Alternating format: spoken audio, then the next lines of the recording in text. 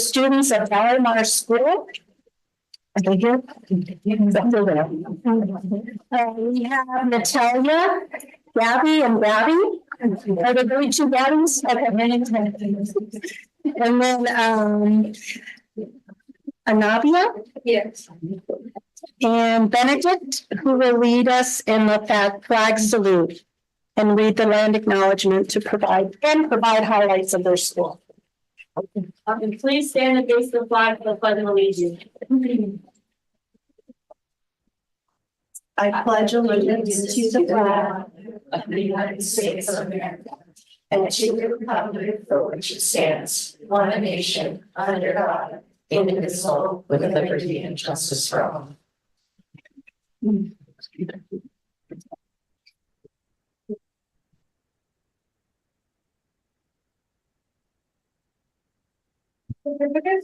Acknowledging that we gather and met included in the festival of the represent other people.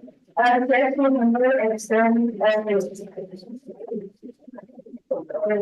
gratitude to the government of community. We recognize that we benefit from living on the traditional homes and we affirm the sovereign rights of the First Peoples. As the original stewards of this land, the reputation will now understand the Indian advantages and all things and the importance of maintaining harmony with nature. Likewise, as the student district the most individual community community for 50 years.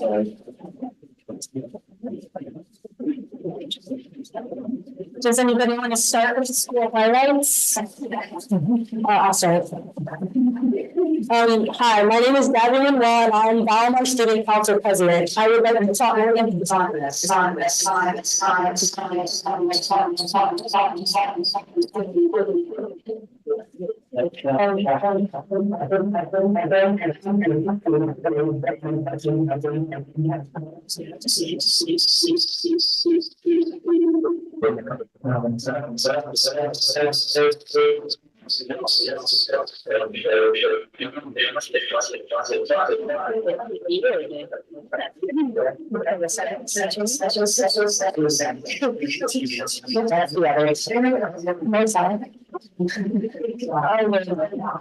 Hi, my name is Gabby Monroe. I'm the Student Council President. I would like to talk to you all about our Spring Fling. The Spring Fling was a 100% student-run event. Student Council came up with the idea and we collaborated with Leadership Club to make our vision come true. Every single student was in charge of coming up and building their own game booth. In addition to that, we had 3 mental health booths in attendance with us. This fair our students mental health awareness to parents and kids. We worked on and planned this event in a total of 3 weeks, and the outcome was amazing. And in total, we raised over $1,000. Hi, my name is Gabby Marino, and I'm the Vice President of our Student Council. As you may know from my previous speech, we have just had our very first spring fair fair. Even though our outcome was great, we worked through a lot of challenges since it started raining. We had to move everything into the NPR so that all of our booths were fit. Right before spring fair, we had a really successful bake sale, raising over $300, so it was all student run. We had a big help from our president. Donations with the baked goods, and we got a lot of compliments and praises about the delicious goods. Good evening, everybody. My name is Natalia, and I'm Valmar's Student Council Secretary. Something that I love about our Student Council over here is that two people from each grade in our middle school get to come together and get to bring their ideas to the table. For example, we hosted the student-run Spring Fling Fair, which was based on mental health awareness. It was very successful. Our student council also got to speak at the Kindness Week Assembly, which was pretty scary for me to speak in front of all the grades, but that's what student council is all about. Trying new things and having some cool opportunities and growing as a student and an individual.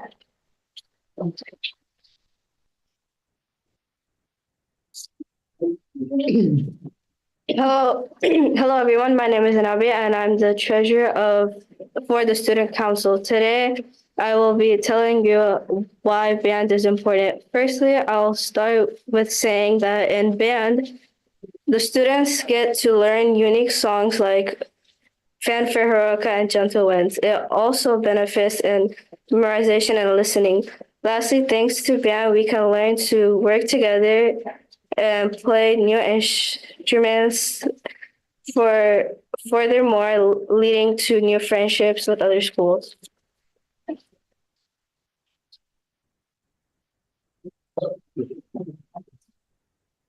Hello, my name is Benedict Camano, the Student Council Media Rep.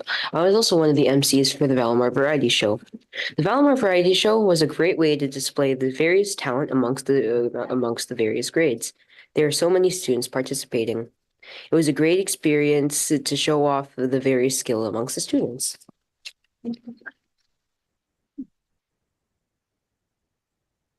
All right, thank you. Thank you very much.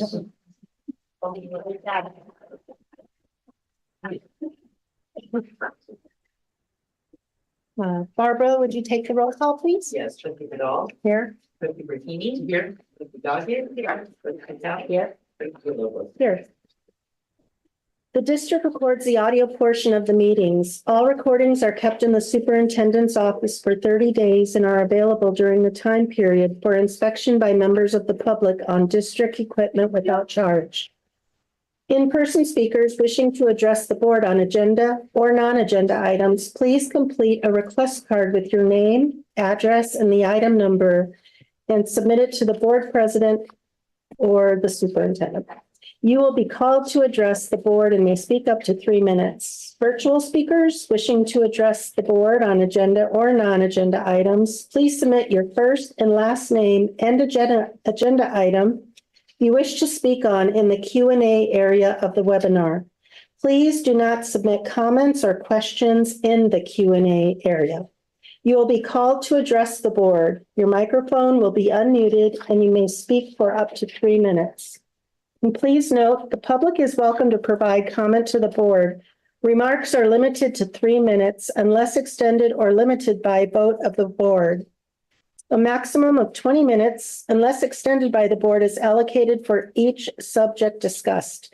The Brown Act open meeting regulations under which the board must operate do not allow board members to comment on non-agenda items or information you may bring up that are not on the agenda. Additionally, no action can be taken. However, the board may give direction to staff following a comment. Okay, we are on number 6, approval of the agenda, and this is an action item. It is recommended that the board approve the agenda of the April 3rd, 2024 regular meeting. Are there any questions regarding the agenda? Do I have a motion to approve the agenda? I'll make a motion to approve. I'll second. In favor, please raise your hand. Motion passes 5-0. Report out, we're on number 7. Report out on closed session topics. The board met in closed session to discuss the closed session items. A, conference with legal counsel, existing litigation, Government Code 549.56.9, NG versus Pacifica School District. The board, there was no action taken. B, public employee discipline, dismissal, release, no action was taken. C, conference with labor negotiators, Government Code Section 549.57.6, agency designated representative, Darnice Williams, superintendent, employee organization, Laguna Salada Education Association, no action was taken. D, conference with labor negotiators, Government Code Section 549.57.6, agency designated representative, Darnice Williams, superintendent, employee organization, California School Employees Association, no action was taken. And E, conference with labor negotiators, Government Code Section 549.57.6, agency designated representative, Darnice Williams, superintendent, and Karen Resendez of Lozano Smith, employee organization, Laguna Salada Management Association. No action was taken. We're on number 8, approval of the consent agenda.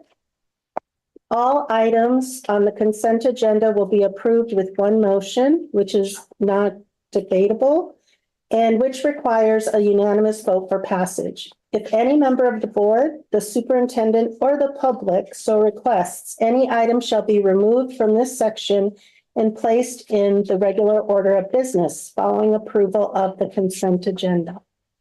Are there any questions regarding the consent agenda?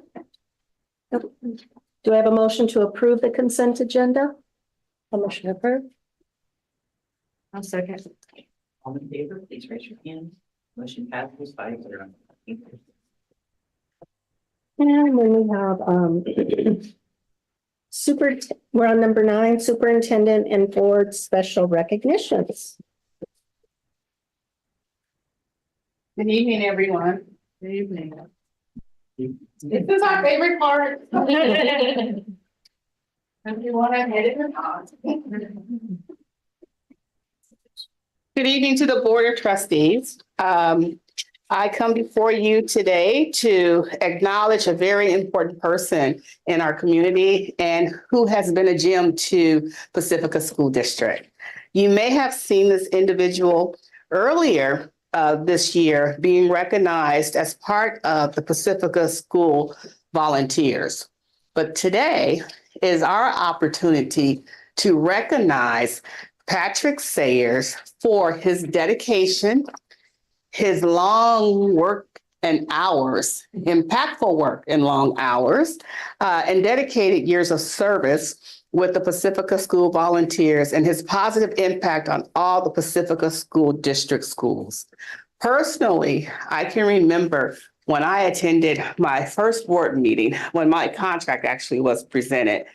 Mr. Sayers was one of the first people to welcome me and to introduce himself and to say, you need to know who the Pacifica Volunteers are, because we are a very important group and members, and we support the school, and we support you in being here, and we're glad that you're here.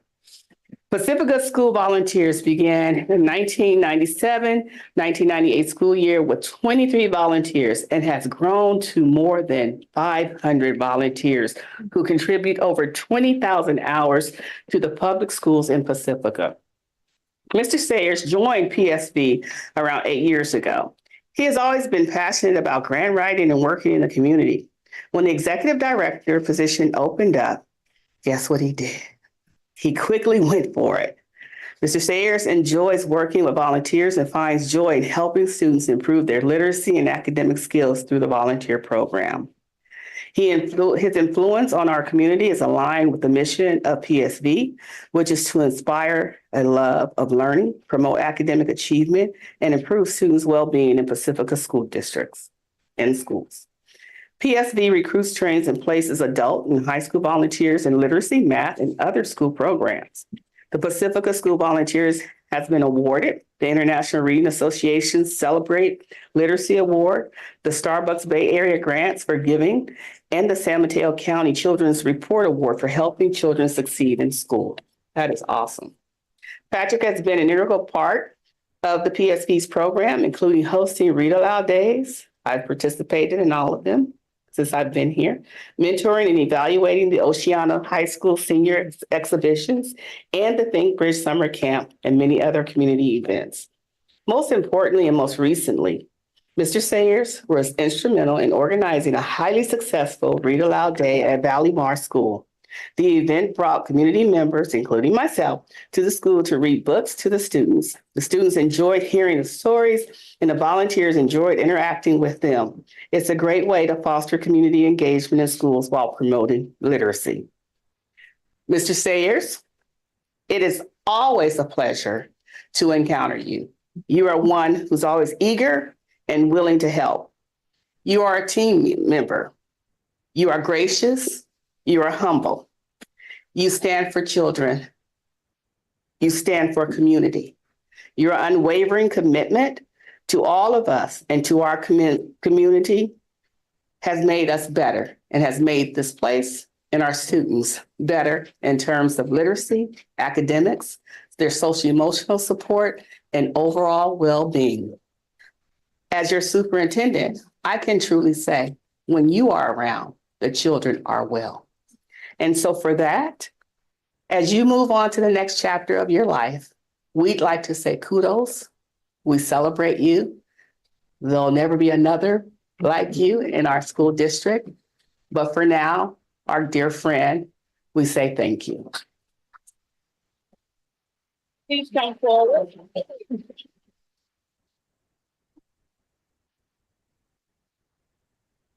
Wow. I'm going to Hollywood. I know. Okay, Pacifica School District Board of Trustees and Superintendent present the Certificate of Appreciation awarded to Patrick Sayers. Thank you for your service and commitment to our students and staff. Awarded this third day of April, 2024. You can get them. Thank you. And you didn't say something. Yeah, Smile first. yeah. Oh, I see the picture. Thank you. There you are. Okay, here.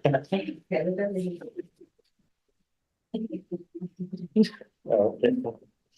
All right, my gosh, thank you very much. And I actually have a few words that I want to say during the speaker's time, but I wanted to just let everybody know that at Pacifica School Volunteers, it's all about the volunteers. And it's really, you have such a big group of volunteers from the community here in Pacifica, and to have an organization that's supported by the school district to be able to go into the classrooms and help kids that need extra help for volunteers or going in and helping a teacher's classroom.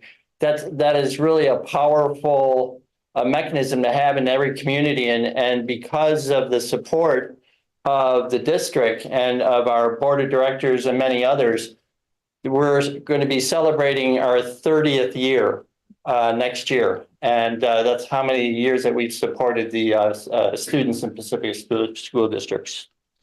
So I thank you all for this recognition. And I also just want to make sure that the volunteers understand and know that that's where it's at and stuff like that. So thank you.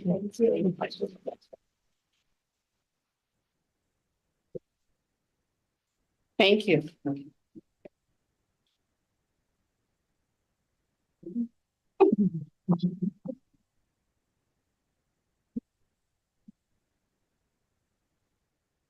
All righty. And I just want to say that this is the first year that I finally put two and two together, that these two are together. I'm like, oh, wow. Wow. Anyways, thank you. Okay, now we're on to communications, LSCA. We had a negotiation session last week that ended tumultuously with the district putting out another fire. Actually, to be more specific, I guess I should say the district didn't put out the fire. One of our members was told to manage the fire. District admins at all levels have told this teacher to let us know what we can do to help. We're here to support you. You got this. It's hard to know what you need when you have been placed in such a challenging position.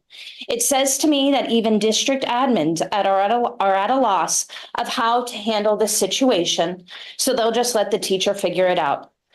Administrators should be guiding and leading this teacher, not offering sound bites of support. Today, this teacher and I met with HR and brainstormed some possible solutions. Let's hope these can be implemented to support this teacher and ensure a quality learning environment for her students. Another one of our members has been seeking support and assistance from the union in regard to her classroom and duties assigned. Meetings are happening with cases in our class at the district level, and the results are not communicated to her in a clear and manageable way. When she learns of agreements made, some of them require more time and personnel to implement. Time and personnel are not provided. Agreements are challenging to fulfill in the reality of the classroom. This week, there was an incident with a certificated member and a classified member, resulting in injuries for both. Once again, begging the question, what supports were put into place knowing the challenges at hand? Yesterday, we met with Dr. Williams and Dr. Chavez Torres and expressed frustration at how both these situations have unfolded. We are hopeful that progress will be made in each situation. The start of our last negotiation session felt good and progress was made. We hope that momentum continues when we negotiate again on April 23rd. Thank you. CSEA?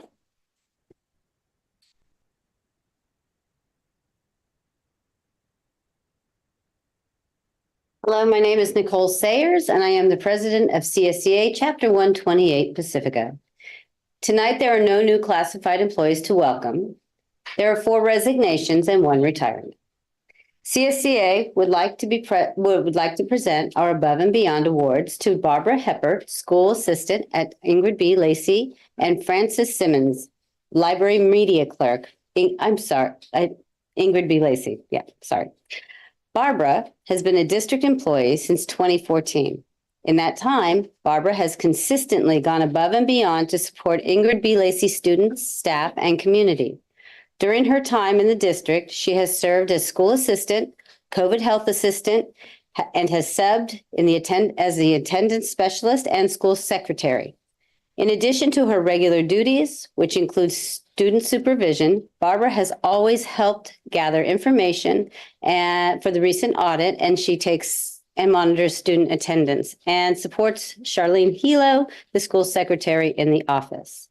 Frances has been a district employee since 2016. Frances provides a warm, safe space for all of our students. She maintains a well-stocked library with age-appropriate literature for the children. She is the first go-to for any student having issues with their Chromebooks. The library is open all lunches, where Frances provides cards, games, and puzzles to keep the students entertained.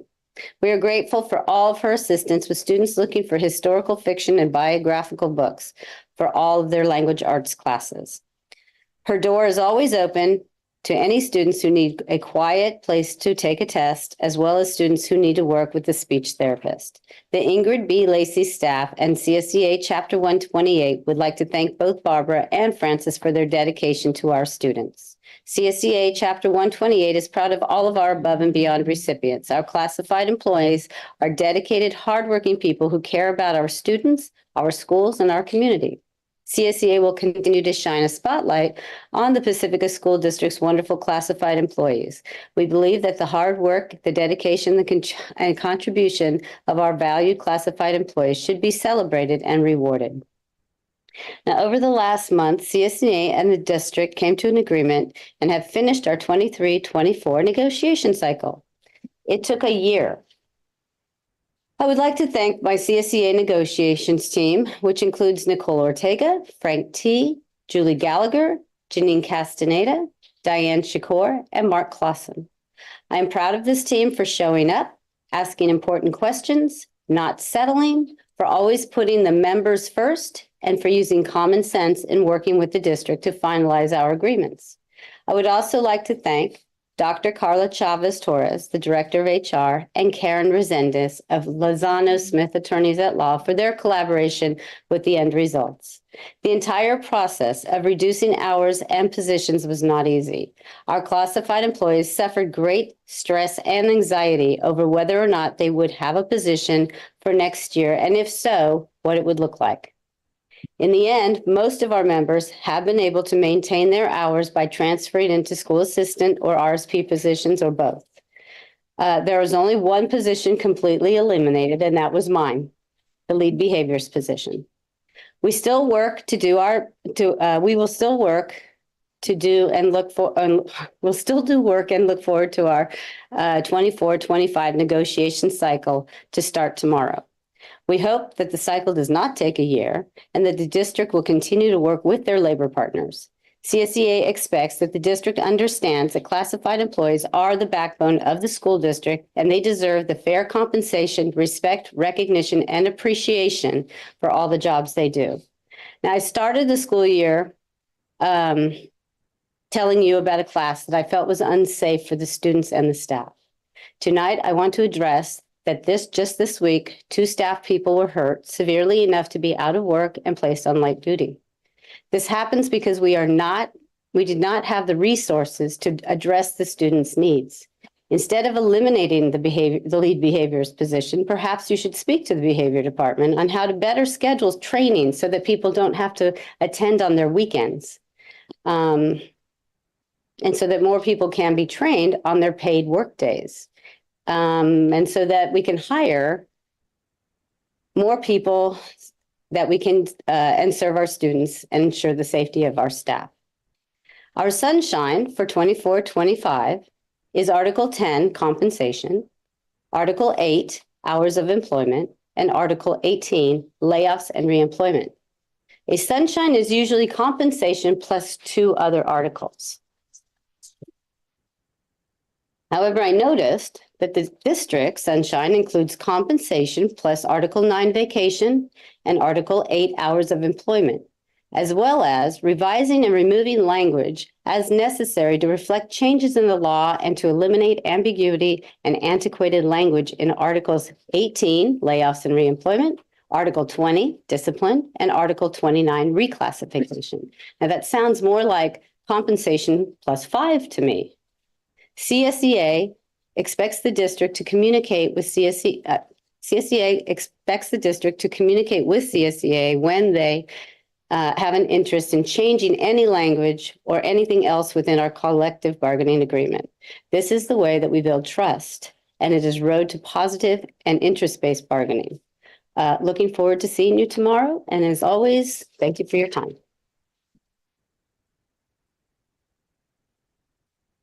Great. In communication C, student board representatives.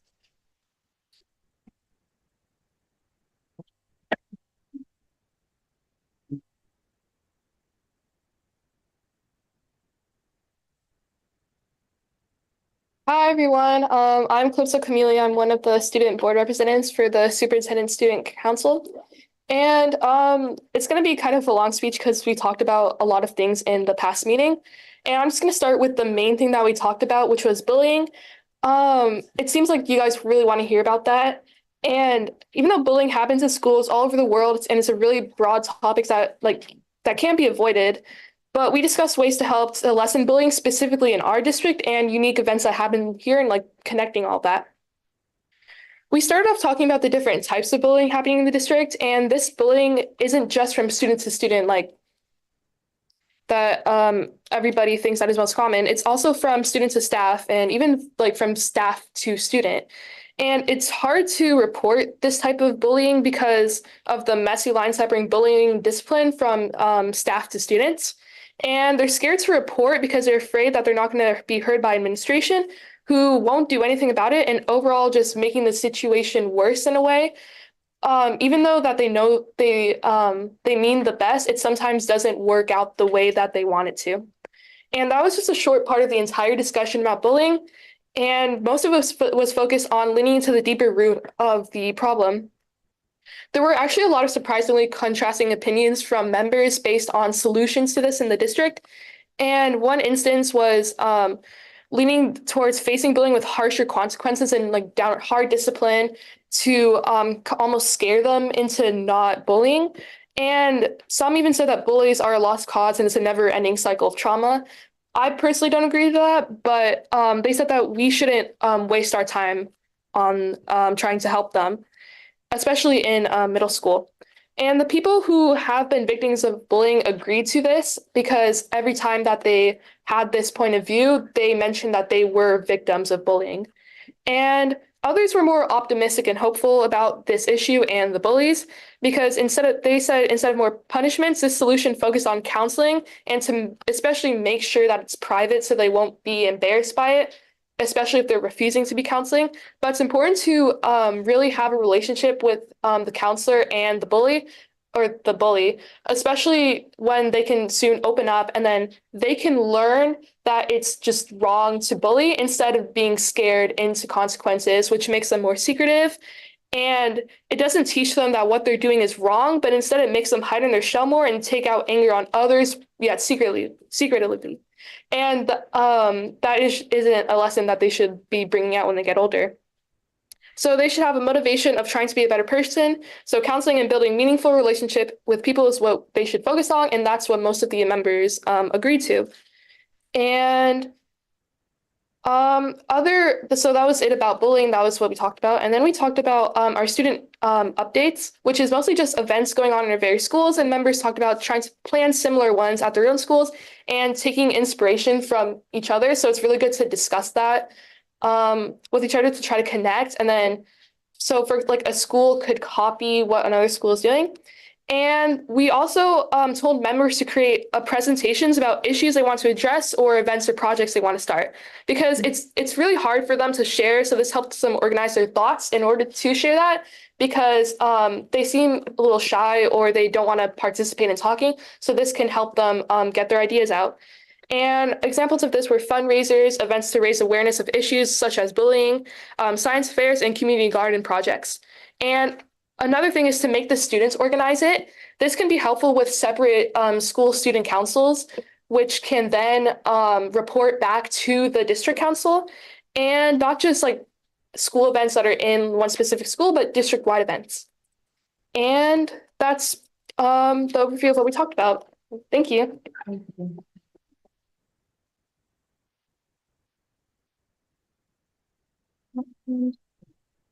Was that for you too, Tyler? No, they didn't want me to speak. They wanted one speaker. All right. Would you like to speak? People wishing to address the board? Yes, we have three. We'll start with Patrick Sayers.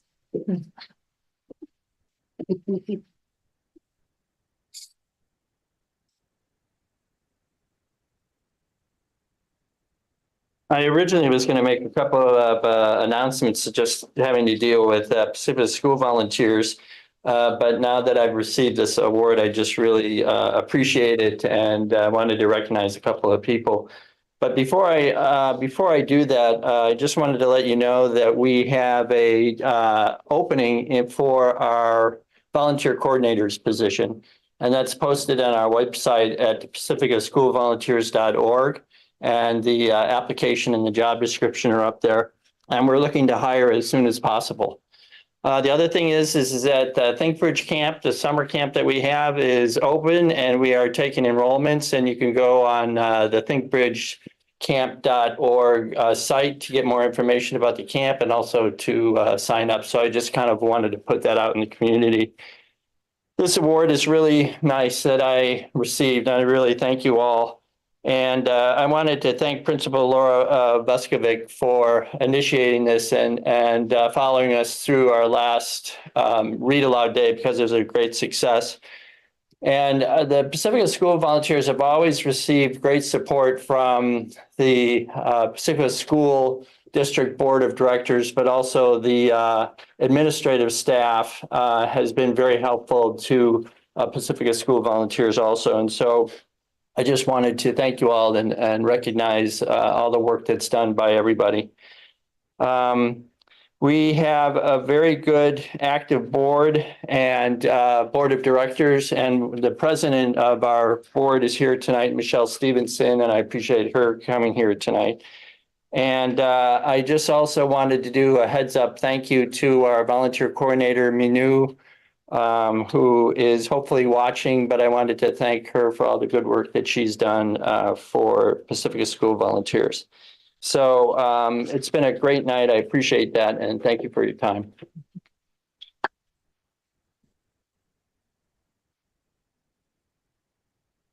Good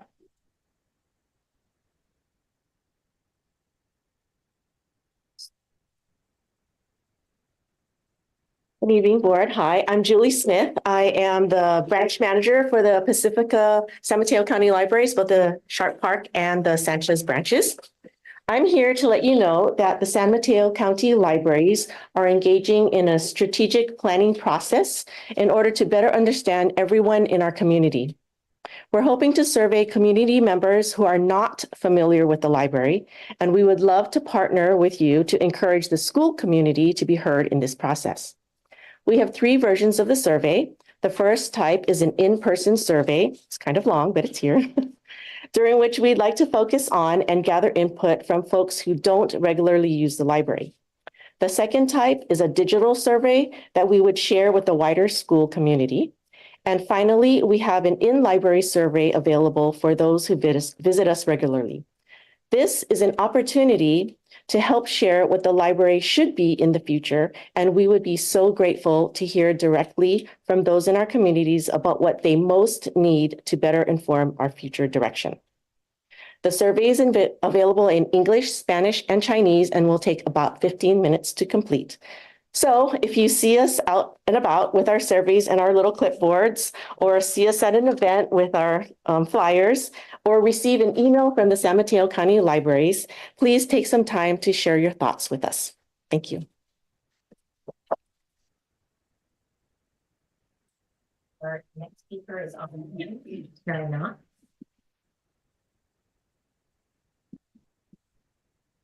Will have to be made up. I just allowed her to talk. Hello. Hi. Can you hear me?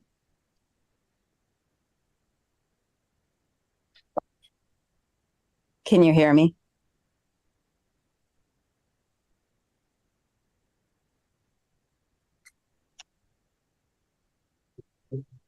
Hello? She's talking, but Yeah, I see her. I think because we turned the volume down. Oh. Well, you can. Tara, we can't hear you if you're speaking, so just give us 1 second. Okay. Yeah. There we go. Tara, can you hear us now? Or I can, yes. Great, and we can hear you. Great. Thank you. Yeah, just thank you for your time. And now that the dust has settled a little on all those hard votes you've had to make on considering cuts for our district in the face of hard financial conditions, I wanted to restate what I've stated before. There is a continued desire, really a need, to have some community-wide, more casual conversations between us parents and the district office, plus a few board members when they are able to make it. There needs to be a chance for parents to mention some praises and concerns that you can hear outside of the messages to the board members. I also understand in asking this that the district office is very busy dealing with so much, really too much. But I wonder if there couldn't be just a few district-wide, all-invited meetings that would help you guys as you are having to make further hard decisions in the year to come. I was listening a little bit to San Francisco Unified's community meetings as they approach their alignment. And it seems like the district is having to speak on the behalf of the parent desires before these meetings are conducted. So I think it would be wise to have some pre-meetings with the parents across the district so that when you get to those hard meetings we have coming in this coming year, that you'll be better prepared. Besides that, we have incoming kindergarten families and rising 6th grade families that are reasonably concerned about what the future holds, particularly in the next year or two for their kids. So I think they would like to know what is potentially coming, even if it is not the best news. Thank you. All right, is that all? And then, does anybody have correspondence?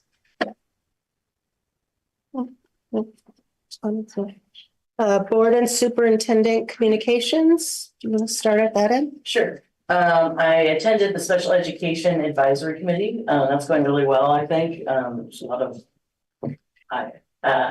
new words and new terms that we're working on, SKIA, and then also just discussing how we do the fade out of their, so that students aren't necessarily tied to one person all the way through their education. They're growing and, eventually becoming, sorry, I'm getting flatter in the field here. So anyway, but I lost my train of thought, but it's been a good meeting. So I appreciate those and they're continuing. So thank you for handling those. Special ed. I had my one-on-one with Dr. Williams. I attended the Workforce Housing Planning Committee, which was exciting because we have some new steps to move forward on, and also attended the IPL open house the other night. So just did my regular one-on-one with Superintendent Williams. Okay, since the last meeting, I attended the PEF Gala. That was a beautiful fundraiser up at the Fairlawn Room at Skyline College.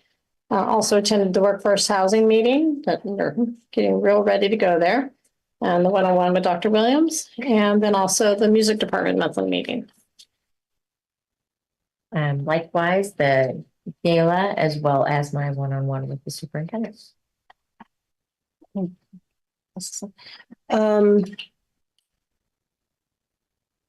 I attended the PEF Gala. I had a meeting with Nicole Anderson and Associates. I had a meeting with Dr. Williams. I had a meeting with Cheryl Hiblin with Illuminate, a meeting with Dr. Williams again, and a meeting with Dr. Williams today. And I answered a lot of emails this past month, and I wrote a lot of emails. And I know that there is people out there interested in possibly running for the board. So I've been keeping track of my hours. So since our last meeting, 4, 5, 6, 7, 8, 9, 10, 11 hours of board work. Good evening, everyone. Since our last meeting, I've done a host of things, including school visits. I visited Ortega Elementary School. I also visited Sunset Ridge. Had opportunity also to read to students. I was so thrilled. I guess that should have been correspondence, but just thank you to Miss Issa in the second grade class. Had a chance to read, and they were so gracious enough to send me a thank you and just to share how they really enjoyed reading and the way that I gave them cues in a silly way, but fun way, and how I made reading fun by imitating going and searching for breadcrumbs. But I just thought it was very sweet and how important it is for us to interact with our students, also with our staff members, so that they know that we too care about everything that they do. And it's not just about being busy. We like to be productive. We also enjoy being interactive and learning from the students as much as they learn from us. In addition, I had an opportunity to meet with the board, the trustee members in terms of our one-on-ones, met with our union reps, always an informative session with both LSEA and CSEA, and then also with the Meet and Confer group, LSMA, and visited LMEC. So busy, but being very productive and enjoying all of it. Thank you so much. All right. We're moving on to information items, number 11. A, Teaching and Learning RTI program, and the speaker is Will Lucy, Director of Educational Support Services.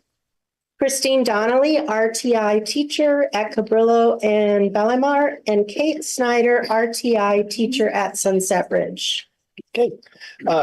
Good evening, Board of Trustees and Superintendent Dr. Williams. This is an informational item. Our RTI teachers, Chris Donnelly and Kate Snyder, will be presenting information on the response to intervention program at our schools with a focus on reading support. The presentation will include information on how they provide instructional support for our classroom teachers, how they provide differentiated reading intervention to students who are facing difficulties with reading, and the impact of their program on student progress and well-being. Some background.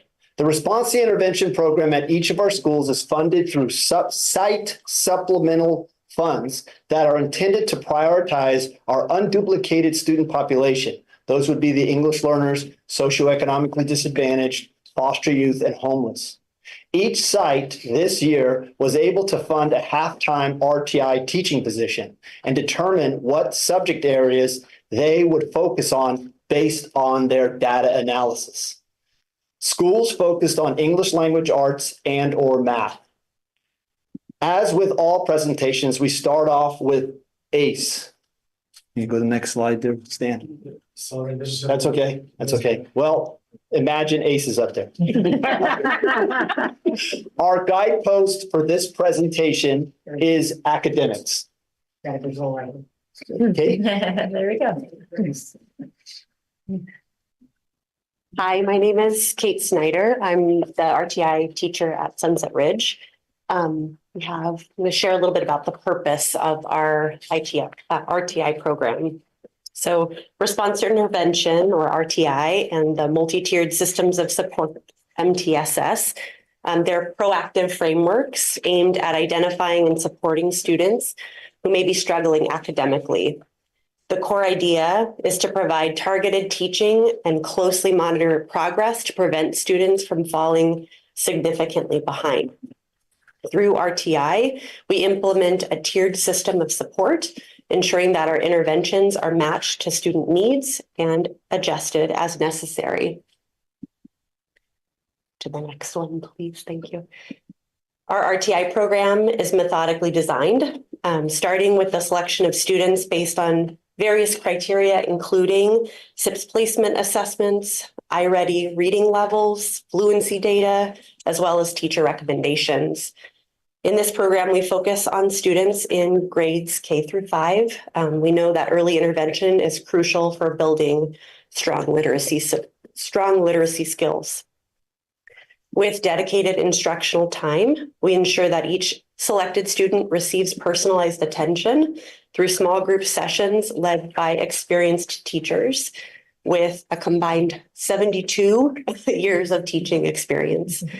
We have proudly served 189 students across our 4 sites so far this school year. The success of our RTI program lies in its detailed implementation.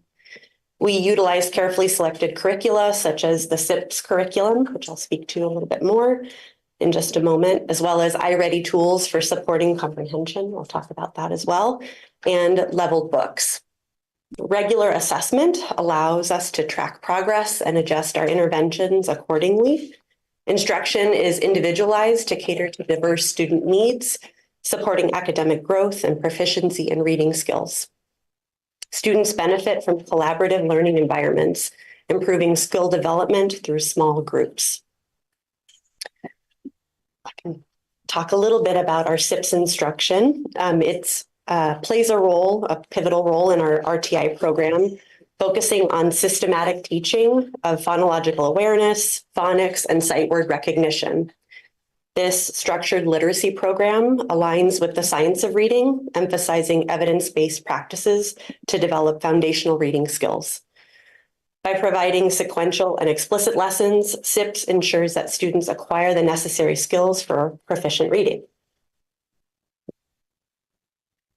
iReady tools for scaffolding comprehension complement our RTI program by providing grade-level text with built-in supports for reading comprehension. These tools are aligned with curriculum standards, and also emphasize the development of comprehension skills essential for academic success. As RTI teachers, we take on additional responsibilities beyond the classroom instruction to ensure the program is effective. We engage in regular monthly meetings as an RTI team along with our district admin support, Will Lucy, to maintain programmatic consistency and share best practices. Communication with leadership teams and classroom teachers and families is prioritized to track student progress, to make adjustments to our interventions, and to also foster collaboration. We also play an important role in supporting student success team or SST meetings, contributing to discussions on individual student needs, and planning next steps for academic, social, emotional, and behavior support. I hand it over to Chris. Hi, my name is Chris Donnelly, and I'm here to talk about the impacts that we're seeing so far this year with RTI. I'm going to talk a little bit about iReady growth. Thanks, Dan. So on average, our students in reading intervention went up 80% of their typical annual growth in their iReading diagnostic score from fall to the winter assessment time. And 48 students in reading intervention achieved at least 50% progress in their stretch growth so far during this time. And we're pretty, excuse me, happy with that because this does not include out of our number of 180 something, our kindergartners. And this is our first year implementing this. And we also took us a little while to get the program up and running. So next year, we hope to see even larger growths in this area. Of course, thank you, Stan. Of course, we're missing a couple bubbles there, but that's okay. I've got them right here to read. So of course, besides the testing data, most importantly is what are we hearing from our kids? What are we seeing in the classroom? What are we hearing from parents and teachers? So I'm going to go ahead and read some of our bubbles about some of the things that we've heard in communications from staff, parents, and the kids. When the adults see improved student engagement and improved student perseverance and confidence increase, it motivates us to keep encouraging our kiddos. As a teacher, it makes me feel as if the community is supporting my students. Ortega teacher. Students are becoming more confident. They are sounding out words better and using strategies with less reminders. Valimar teacher. I have seen my daughter's confidence grow in reading since she started working with you. Sunset Ridge parent. My son has made great progress since working with you. Cabrillo parent. I have had kids get the little nudge they need to really show what they know. It really helped clarify who needs this support versus those who need more in-depth RSP support. Ortega teacher. And the last one is my favorite. I know how to read bigger words and I can read chapter books now. Sunset Ridge. That's the ultimate impact, right? Is that kids are confident and feeling good and improving. So in summary of our impact that we see so far, it enhances, as I said, students' self-assurance and confidence in reading and writing. It's boosting their participation and they want to come to school. They want to be there. They feel good. So attendance as well. Elevating our scores in both formal and informal assessments in the district and in the classroom. Assisting our teachers in that first instruction and collaborating with them. And also bridging that gap between the regular classroom education and the special education. We're kind of filling that hole right in between them. Thank you, Stan, for the next slide. So what are our next steps? We're excited to tell you about our next steps. We're going to continue on with our RTI model for next year. We like what we see happening this year, but we want to build and improve upon that.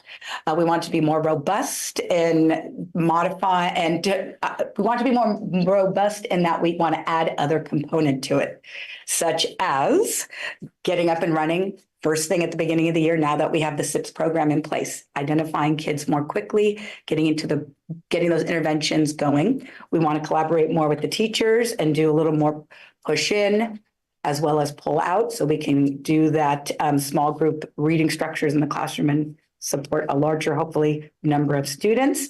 Continue on with our regular data meetings with each other, but also do that more at the school site and leadership teams. Continue to monitor their progress and make sure that we are on the right track and also find other ways to monitor their progress besides just the ones we're doing right now. And as teachers, we are lifelong learners. So to continue to learn from other RTI teachers and structures that we see out there that we can benefit from. So thank you for your time this evening. Questions?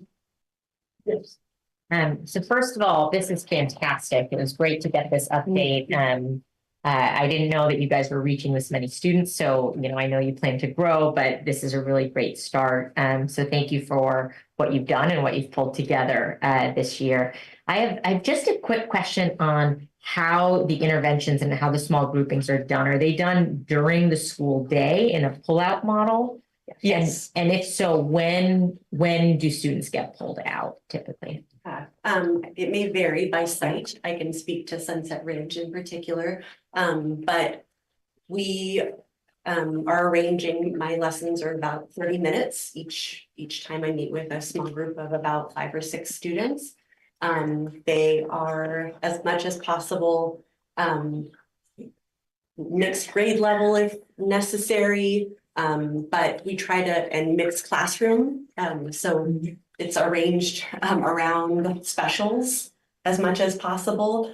And I also try to alternate so that students aren't missing one academic content each time. So for example, if there's a student group that I meet with at 8:30 to 9, then I try to alternate that so that they're meeting with me later in the halftime. So I'm only 0.5, but I'd like to do more to make that easier to do. And also to give kids a chance to, not be seen like at the same time missing an academic content, which is also why we would like to potentially think about a push-in program so that it's coordinated with a literacy block at our sites. And I'm pretty much the same thing as Kate. Same thing, the kids are grouped together according to ability level and grade level. For me, a little bit more because I started SIPs a little bit later. So my kids were kind of already in these groups, but it kind of worked out that when I did assess them for the SIPs placement, they were all pretty much within one level or another. But we do group them across classrooms within that grade. And then we have some kids that are going in between the grade levels as well, like maybe K with a first or a second with a first. But for me, I swap school sites halfway through the day. So I'm on the run. And so a couple of days a week, I have my kids in the morning at one site and the other couple of days in the afternoon. So they too are not always missing the same subject. And we do try to build around their special activities so they're not missing music or PE as well. And again, the same as Kate, for me, it's about 25 minutes, sometimes 20. And that's pretty much where we are, 3 to 4 times a week. Karen Stevens, who's out over at Ortega. She is not here tonight because she got out to red, but she helped with the presentation together. And one of the things that she stated in the meeting was they do these pullouts strategically because you need to have, the one instruction, the first instruction and the second instruction, the second tier instruction happening kind of coordinated, right? So there is a lot of thought put into that piece, but the hands are kind of tied because of only the 0.5 at each of the site. So there's kind of some limits to having that flexibility and having that strategic happen. Right. So it'd be nice to have a full time at each site, right? Yeah, it's very hard to push in and you don't really have that flexibility. Yeah, so I think it's great that you're really thinking about the schedule. And I would encourage us to think about how do we make sure we're maximizing the on academic content time. So so that the pulling out doesn't happen during academic blocks and making sure we're giving kids more time for reading or for whatever that instruction is. So I think that's great. And then out of the 184 students, how many of those students have IEPs?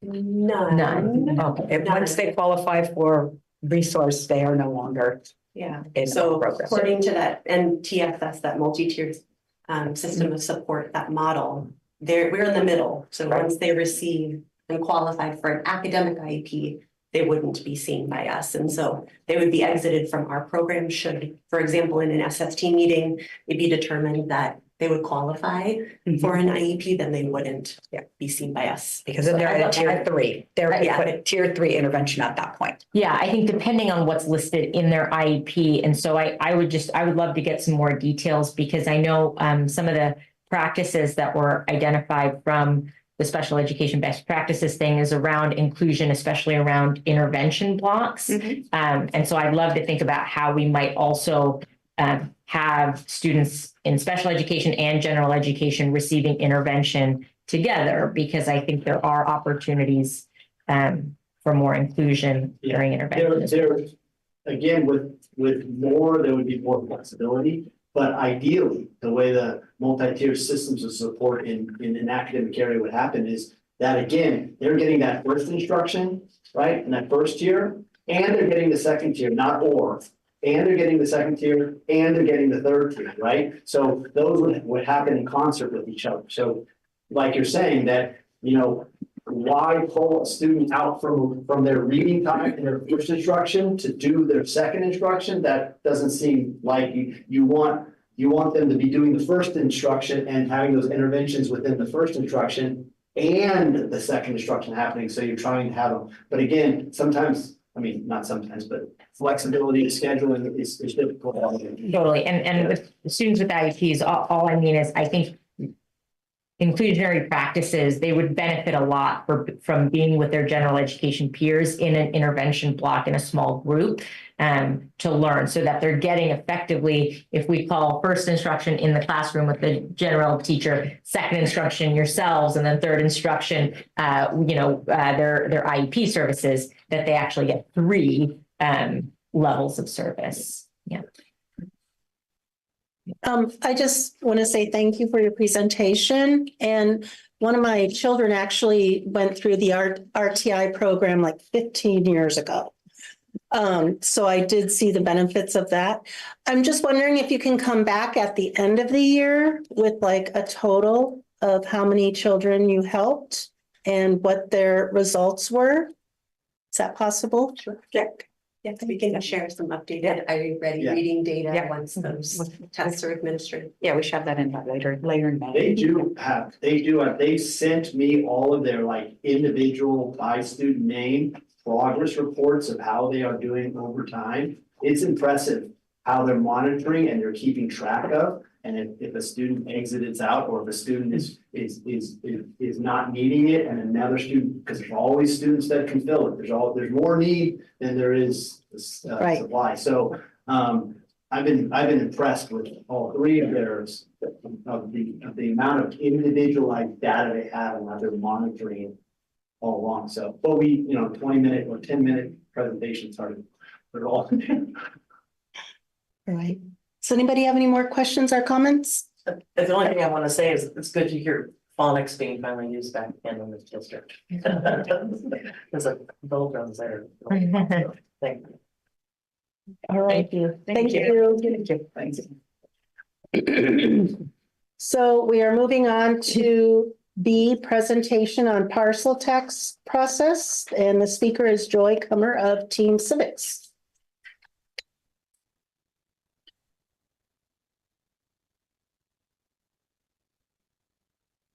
Thank you so much, Madam President, board members. It's a pleasure to be back with you tonight.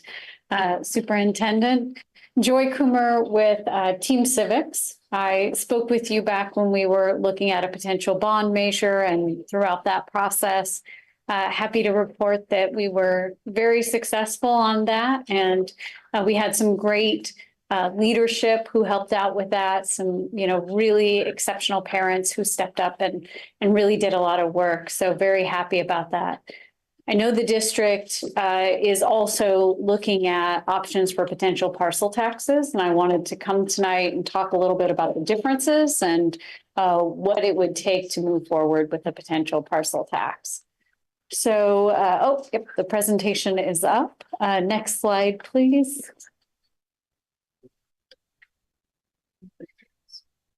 You may just have to scroll. I think I sent both a PDF and a PowerPoint, but whichever is easiest. Well, the next one's just about our firm, so just knowledge that, I probably know what's on here. Our firm really does do planning and communications around potential bond measures that happen throughout the state. This is all we focus on. And we've worked with your district, and I myself have worked with your district over the years on your previous parcel tax measures, and as I mentioned, on the previous bond measure. Oh, that's gone. So currently, you have a parcel tax in place. That parcel tax was passed successfully thanks to great collaboration with people and community members in the community who helped really get that moving. It is small compared to many other districts. Oh, maybe we're back. Oh, there we go. Next one. Yeah, we're on this one. There we go. Thank you. So June of 2017 is when we passed Measure D at 77.5%. And as I said, great collaboration again with a group of parents and community members who really stepped up and helped make that successful. It is set to expire in June 30th of 2027. As many of you may know, and some members in the audience tonight, parcel taxes and bonds have very different uses. Bonds can only be used for facilities. They cannot be used for salaries. They cannot be used for other items. They are focused on facilities. Unfortunately, the state has not been a great partner in facilities, as you all know. And so the only way to really address some of the great needs that districts face is by passing local bond measures. But those are only allowed to go on the ballot in even numbered years. So your only opportunities to look at a potential bond measure, to do some of the important work that had already been started, was to focus on this year, because this would be an even numbered year. We did that initial survey. We saw that we had an opening for success in March of 2024, that the community did support the district looking at a GO bond. And so we made the decision to move forward, knowing that if you weren't able to pass a bond this year in 2024, you would have to wait until 2026. And it would halt a lot of your programs and projects that were already in place. And so it would have been a hardship on the district. It didn't erase the need for a parcel tax, but a parcel tax has more flexibility in that we can go on any ballot that the county allows us. Bonds are only in even years. Parcel taxes can go on at any time. So in addition to the regular election this November of 2024, there are other opportunities if the district wanted to explore them that they could also consider. This right now, though, is our timeline, just looking forward to November. We have just now started working again with Godby Research. They are the research firm that has worked with the districts for many years. We are working with staff members, with union leaders, and hopefully we have some parents also who will be joining us in putting together that initial survey and sharing that with the community to see if there is support for an add-on to your existing parcel tax. This would be similar to what Jefferson just did, the elementary school district, right? They renewed and increased their existing parcel tax. What we're going to look at is a separate standalone. This is how you would differ from Jefferson, is that their parcel tax was renewing because it was going to expire this June. And so they had to renew it before it expired, and they wanted to increase it. So they did all that at once. Your existing parcel tax, though, which can be used for salaries and can be part of the general fund, it does not expire until 2027, I believe. So if you were to pass a new parcel tax, if there was support for that, it would be separate from your existing, and you would have two parcel taxes going. There are many districts who do that now. They have two separate parcel taxes. That's similar, but just a little bit different than what Jefferson just did on theirs. The high school district, for example, has passed many overlapping parcel taxes, and then at some point maybe combine them. So the first step in our process really is to start with that feasibility, do the survey, see again if there is support in the community. We don't know yet if there is. We know you have a great need. We know this is something we've always wanted to explore as part of the future. This feasibility will be the first step in that process. In order to qualify for the ballot this November, the board has to vote on a resolution before August 9th. That's the deadline that we'd be working to be able to accomplish and get on the ballot for then.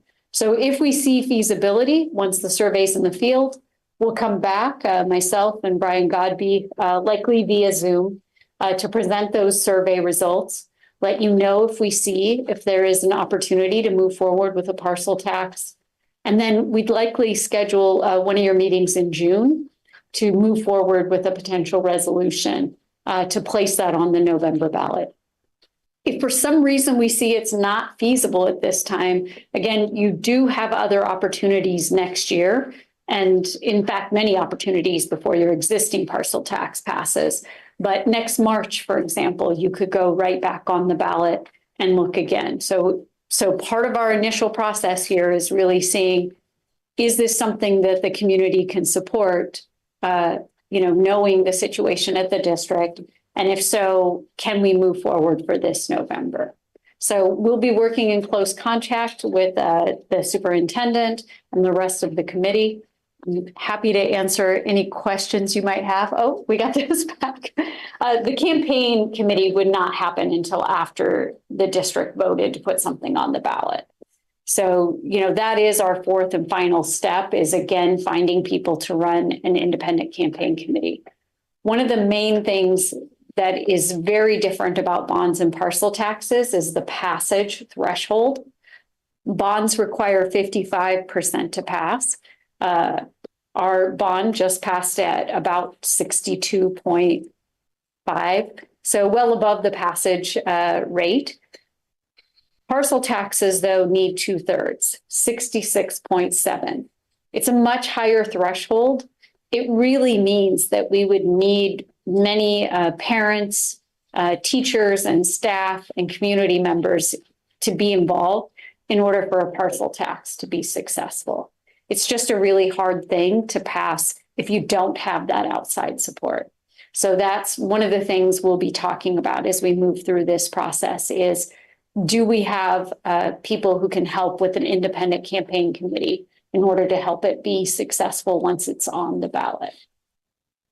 So happy to answer any questions you might have about a parcel tax or moving forward with this, but this has been the plan that we started with at the beginning of the year, and actually last year, and we're continuing to move forward, hoping that we can find success for the district here.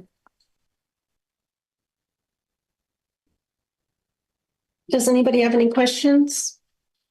I have a question. When you're doing the surveying, do you ask what amount they're comfortable with or what the threshold is where they're not comfortable, or how does that go?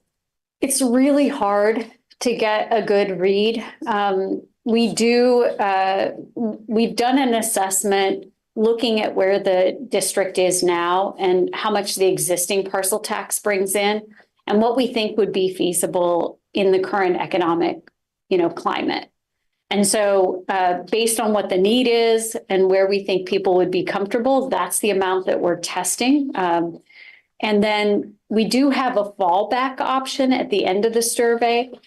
But the issue always is if you try to do something where you say, well, would you like to pay $98? Would you like to pay $86? Would you like to pay, people always want to pay less. What they want to hear from the district is, what do you need? And, we've done the work to figure out what you need. and tried to keep it in I mean, what you need is much greater than, what the community can probably support. And so it's really finding that fine line between where can we take what you need and where do we know the community could be supportive and feel like that's comfortable for them to give. Thank you. Yeah, absolutely. Anybody else have any comments, questions? I just want to say thank you for all the work you did on the bond and the success of that, and Yeah, you're all into that, so. Well, thank everyone again. You had a great group coming together and working on it. So it was just a pleasure to be a part of that again, and hoping that we have good news to come back next month once the survey's been fielded. We had a speaker, Terry Knotts, for this.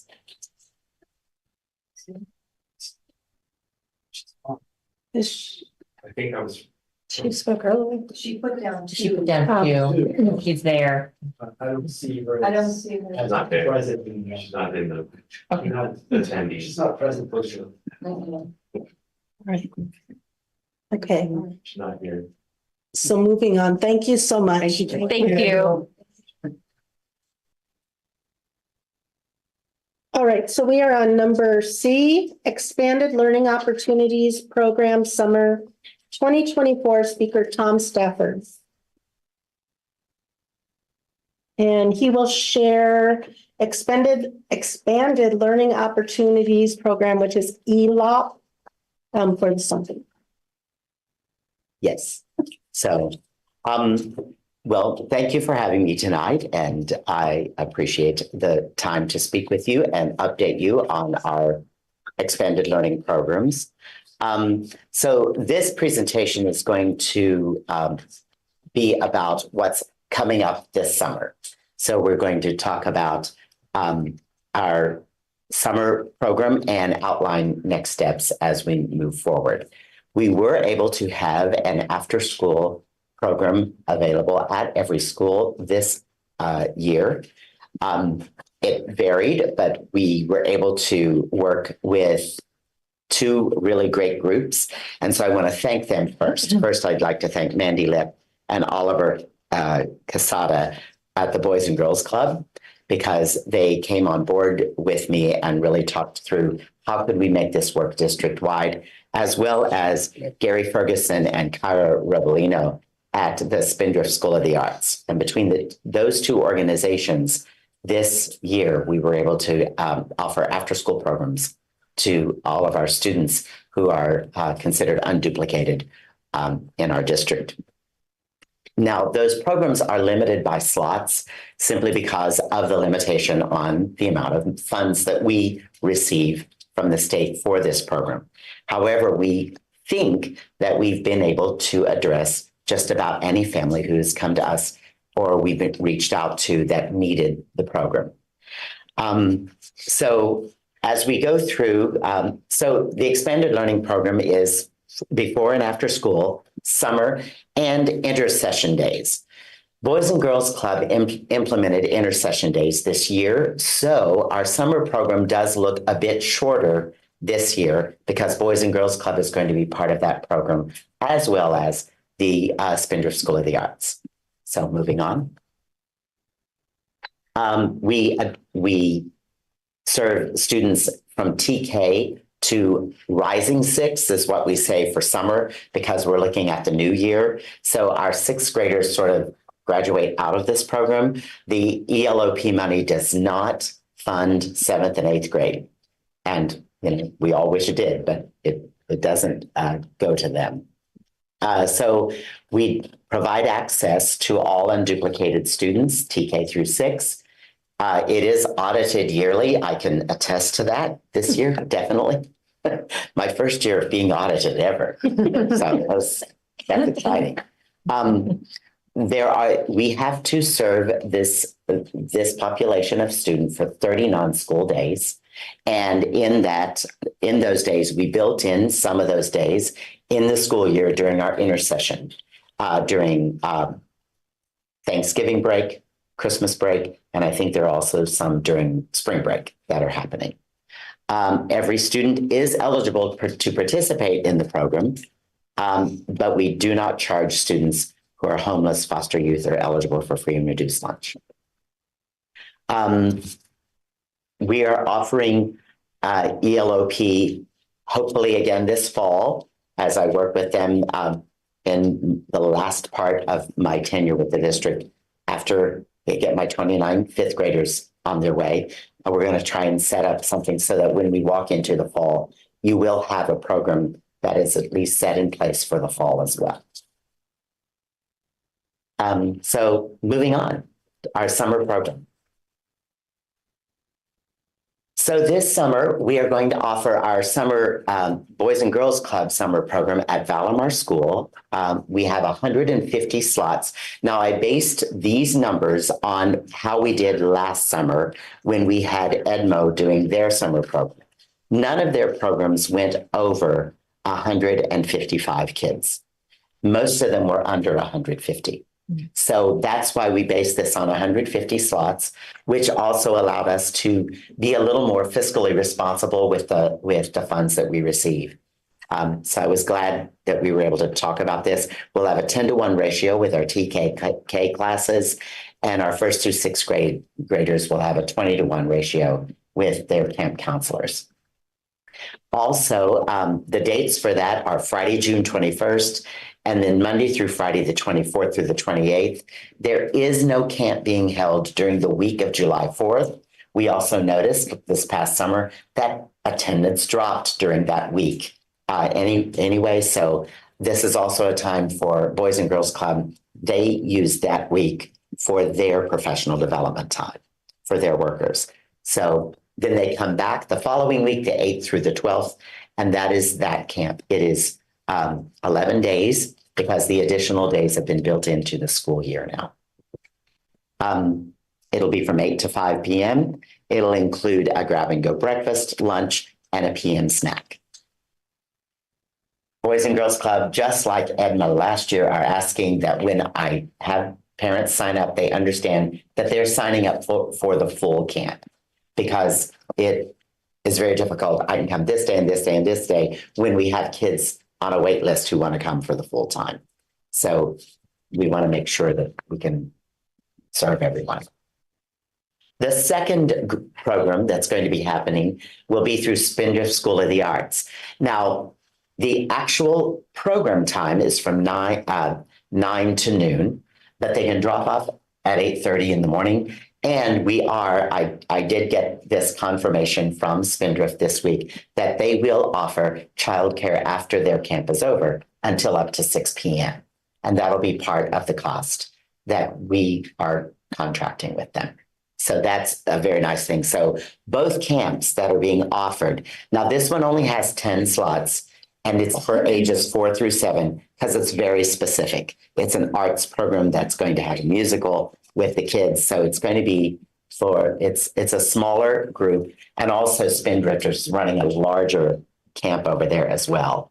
So that was what they could accommodate, but it allowed me to have 160 slots available total for the district. The dates of this one are also different. So their dates are from June 10th through the 28th with every day being camp. They're not going to take off Juneteenth or anything like that for those days. They're also asking for a full commitment to that one because again, there's going to be a culminating performance with those kiddos. So the total cost of this is going to be about $134,500 for our summer program.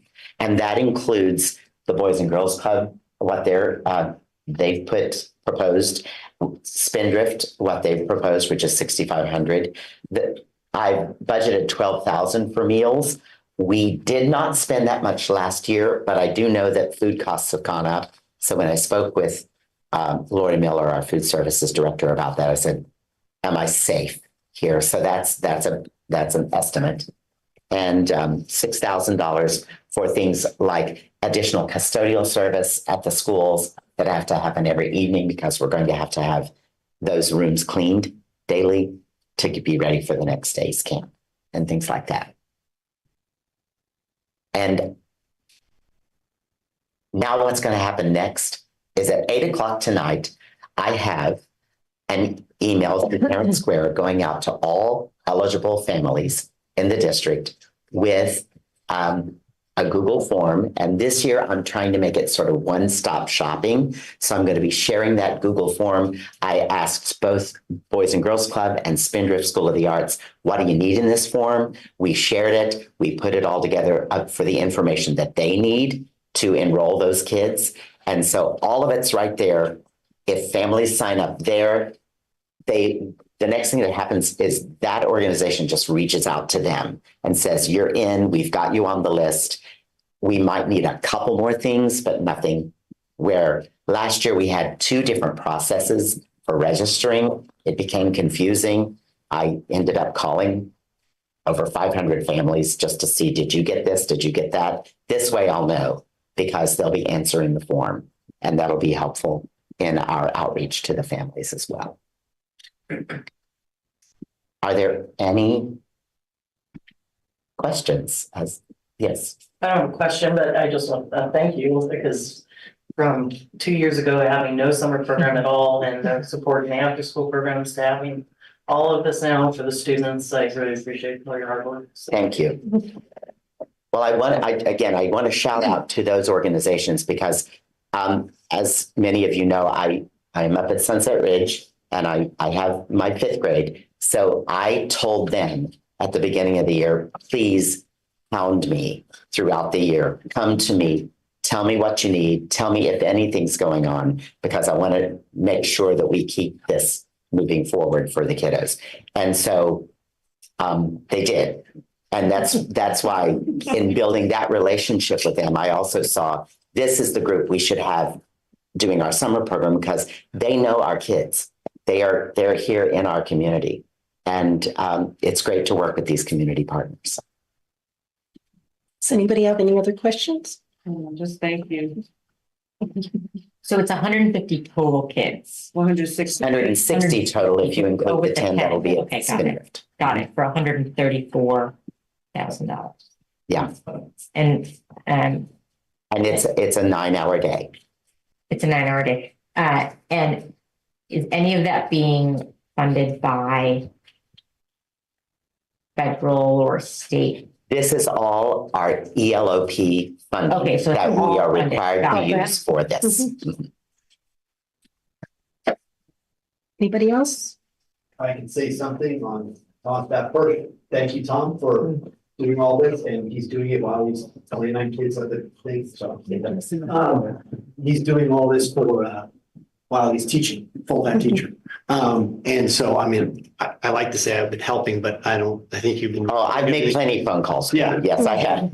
But the other thing was that, and which he didn't mention, but he does do, is he makes sure, even with the registration that goes out, they have to answer yes or no. And if they don't answer, like, no, I'm not interested in the program, or yes, he will track them down, not track them down, but he will call them and say, I just want you to know this is available to you, because, it's very clear in the thing that we need to make sure that we offer to all of our unduplicated students and make sure that they're aware that it's available. So he goes to the extra step, or he does that. If he's not getting a response back, he's gonna hound them. I reach out. Yeah.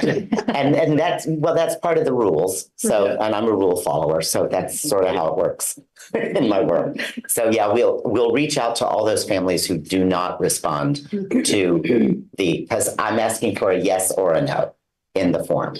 So that I'm hoping that I get the majority. But last year it was brand new. So there were a lot of folks I had to reach out to. I think they know more about it now. Plus, we don't have COVID still lingering around. Yeah, yes. It's a little. Anybody else? No? Thank you, Tom. Thank you. All right, so we're still on information.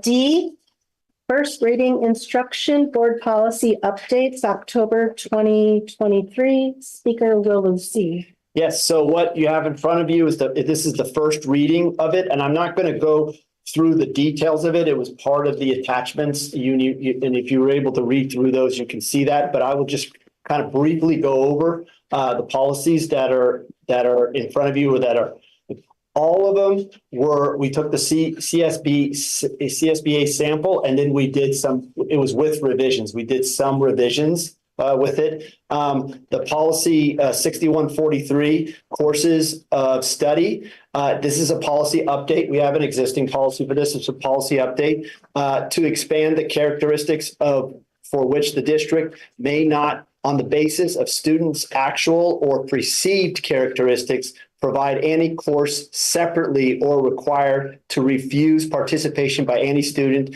to more closely align with the new law. All of the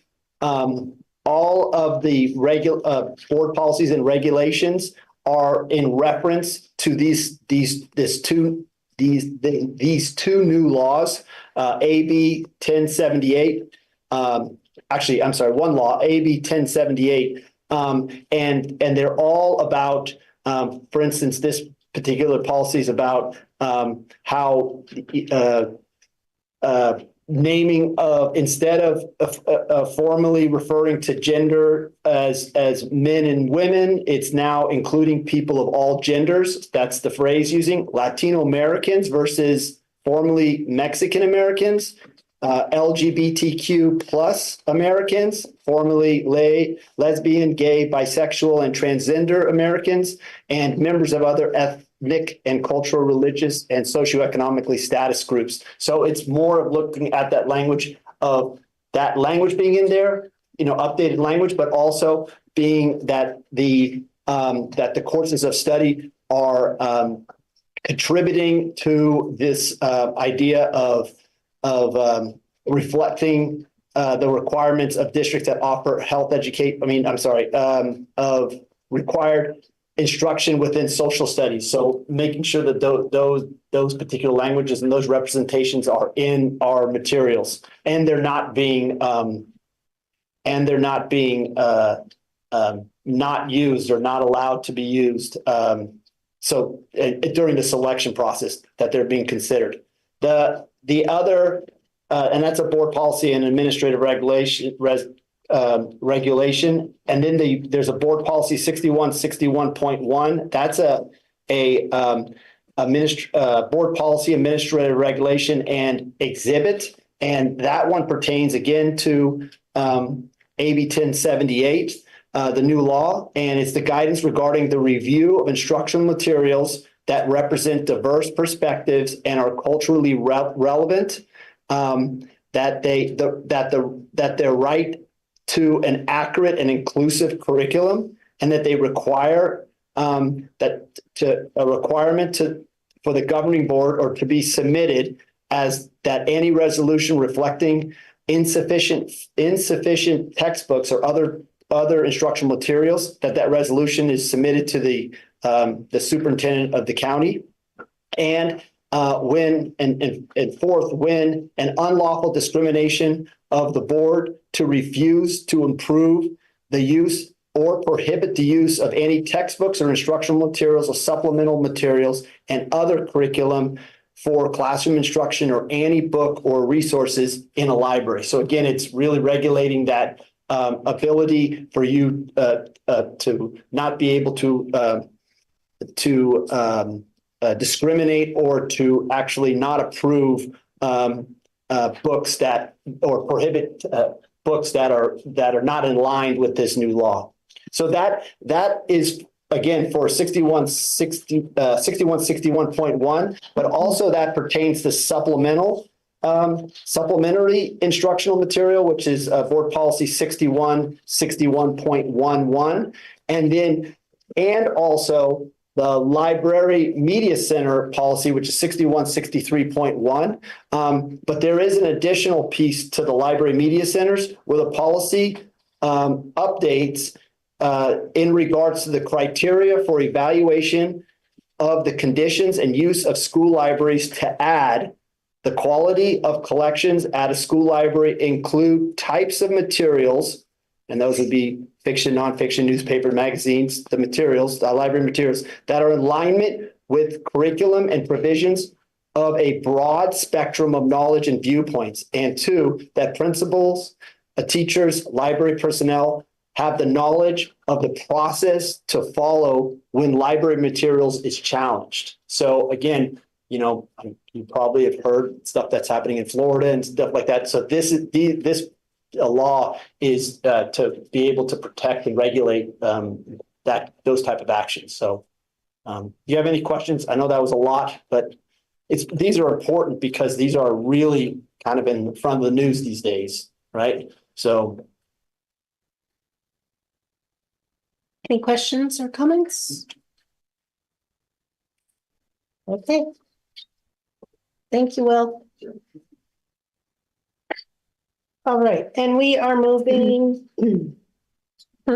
to E, first reading student board policy updates, October and December 2023 by John Barfield. Good evening, Board of Trustees and Dr. Williams. I maybe was an overachiever and prepared October and December 2023 updates. Full disclosure, I prepared December, and then Barbara told me it's actually October. So we're doing them all now for first read, October and December.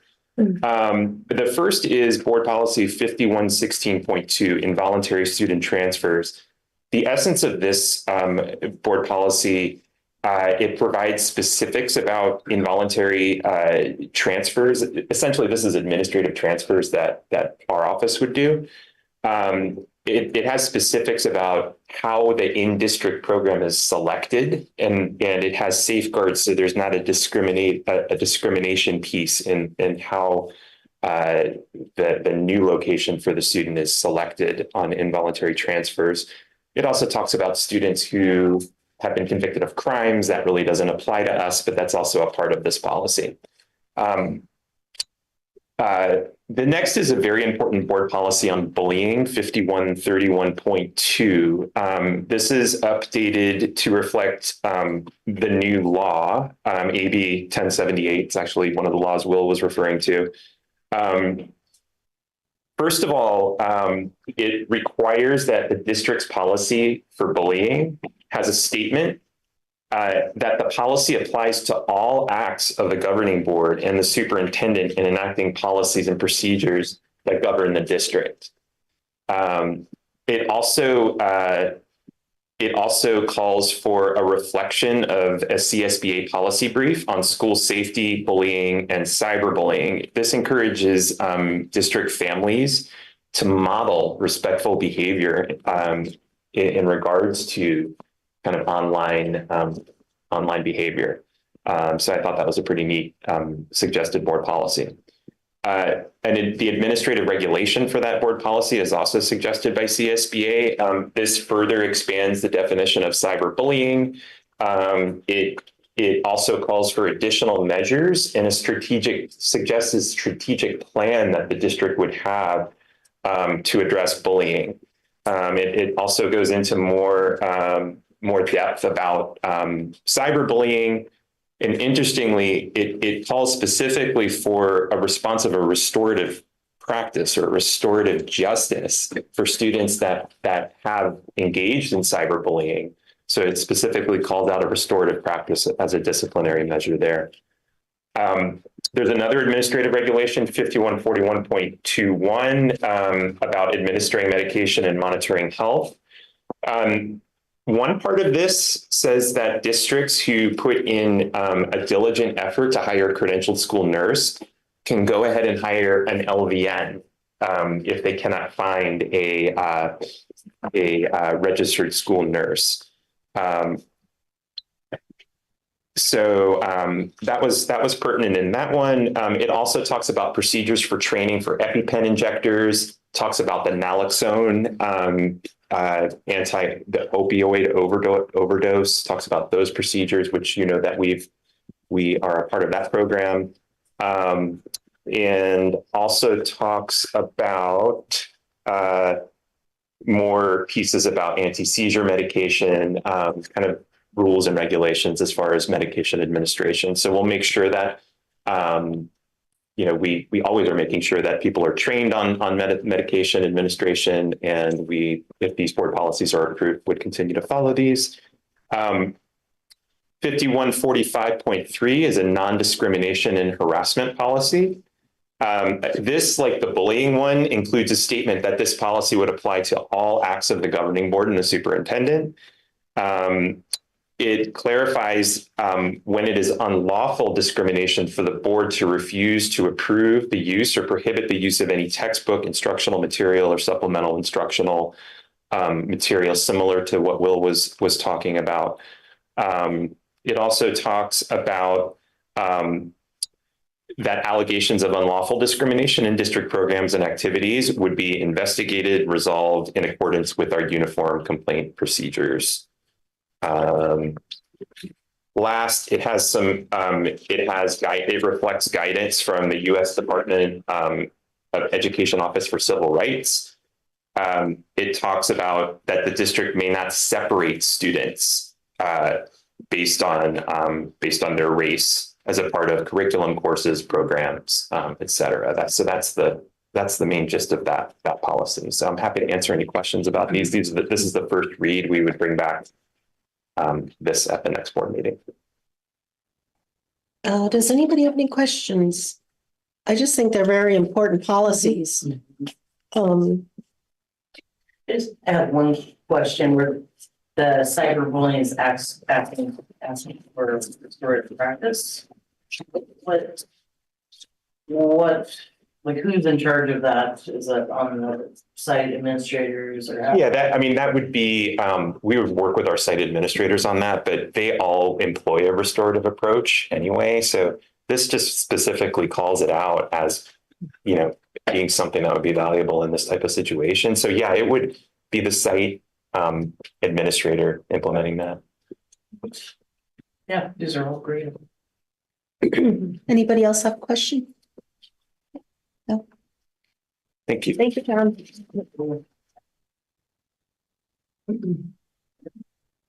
Right. And we are on number 12, action items. A, approval of the tentative agreement between the Pacifica School District and the Laguna Salada Education Association, LSEA, for school year 23-24. And this is an action item. Well, the paper one is different than the online one. Okay. Just using this one. Yeah. Online is B. Oh. Yeah. Okay. So if you're looking online, it's B. Mm-hmm. Well, yeah. A is public disclosure of. Oh, yeah. So, okay. So here, if you want to. If you want to just. Yeah, I got it right. Okay, great. Okay, so A, public disclosure of collective bargaining agreement. And just over there. And this is for the approval of the tentative agreement between the Pacifica School District and CSEA. And it's Pacifica Chapter 128 for 23-24 action item. And Josie. Good evening, Trustee Villalobos, Dr. Williams, trustees. So on the agenda that I'm looking at online, it is the AB 1200. Assembly Bill 1200 is the law that governs fiscal health of school districts. And so that's what I'm presenting to you tonight. And it has to do with the negotiated agreements that Dr. Chavez will go over later on. So AB 1200, like I said, it governs the fiscal health of school districts. And so the board must make public the financial information when there is compensation agreements with the bargaining units. And what this disclosure reflects is all of the financial agreements that Dr. Chavez Torres will be going over shortly. And it shows the multi-year financials, which is our second interim financial report, and then how it's reflected with the compensation agreements and how we are able to afford those agreements going forward. Now, I'll just do a quick summary of the financial analysis because we'll be hearing more about it shortly. So this financial analysis includes a 2% salary increase for the LSEA and CSEA bargaining units effective January 2024, a 2% salary increase effective July 1st, 2024 for the Management Association. There is a longevity payment for the Laguna Salada Education the teachers union, which is $1,000 per FTE for members who have served 15 years of actual service to the district effective January 2024. And then it would be $500 for 23-24 and then $1,000 for 24-25 going forward. CSEA has a one-time payment for members who have 8 years of service, which would be $150 per person for 23-24 and $300 going forward. There's going to be an increase in the medical cap for the LSMA members, which is effective July 1st, 2023, and that's for the 22-23 Kaiser cap. So those are the financial amounts that are in the settlement agreements that are coming up next. But I wanted to go over the disclosure with you. So basically, the disclosure takes our financials, incorporates those increases, and it prepares a multi-year to see how the district can afford those settlements. So in being able to afford those settlements, budget reductions were necessary, as the board did approve resolutions in February and March, which included budget reductions and are now included in this analysis. There is also a section to look at in this disclosure that talks about other fiscal indicators. And so I'll just briefly go over a couple of those. One of them is, does the bargaining unit have recipients of lifetime benefits? And yes, our employees, certificated and classified in management, do have lifetime benefits, which means if you retire with the district after serving for 10 years, you first receive a single Kaiser and single dental for up to 10 years. And then thereafter, there's a lifetime benefit for the remainder of the retiree's life, which currently is $1,884 for 180 retirees. It's about $343,000 currently in our budget for those lifetime benefits. The other indicator is, are there any caps on health and welfare benefits? And no, we do not have caps on the certificated and classified healthcare benefits. We do pay full family Kaiser, medical and dental for our employees that are 100%. The other items I'm going to let Dr. Chavez-Torres go through when she presents her items. I did want to mention that we prepared this disclosure and gave it to the County Office of Education. They made an assessment of our costs and our multi-year, and they concur with the analysis that we're presenting to you tonight. Are there any questions? I know that was pretty brief. I don't have any. Does anybody have questions? Yes. Just one question then, I know it's been a long time, but was there ever a point where there was a cap on the medical benefits? I don't remember there being a time when there was a cap on the medical benefits. Now with management, there is a cap. Right. I didn't mention that. I think maybe the cap has gone to Kaiser where previously it might have been higher cost plans. Okay. All right, thank you. Anybody else?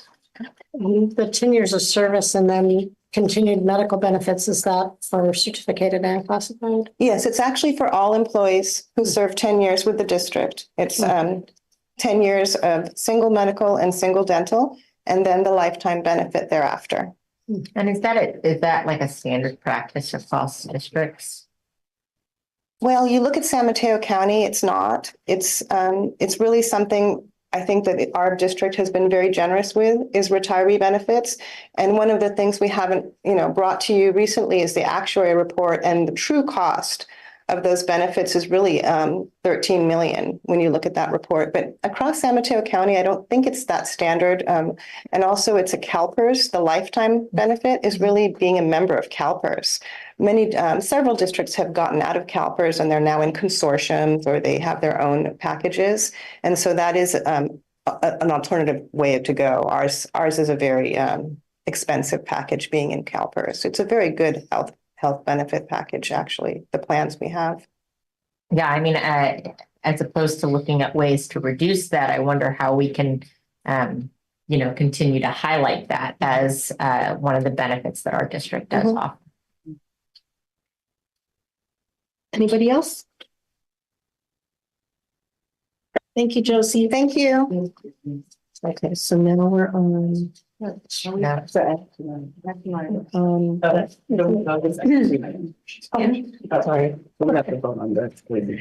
so this is an action item. Are there any questions? No. Do I have a motion to approve the tentative agreement? Oh, still on the screen. I'll move to approve the public disclosure of collective bargaining agreements for. Second.